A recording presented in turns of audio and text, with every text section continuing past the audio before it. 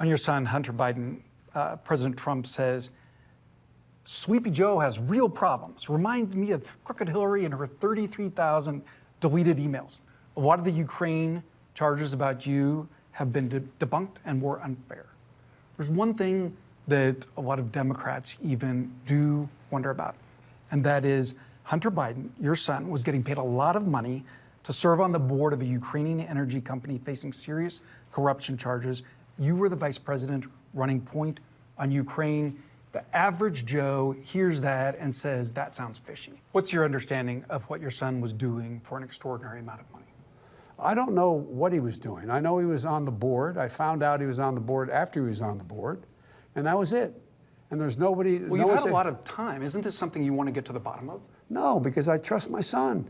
But that doesn't pass the smell test. Like when you're vice president, isn't there a higher standard? Don't you need to know what's happening with your family? Don't you need to put down some guardrails? Unless there was something that was, there was something on its face that was wrong. There's nothing on its face that was wrong. So look, if you want to talk about problems, you know, let's talk about Trump's family. I mean, come on. This is, these guys are amazing. So you think that everything that happened was kosher?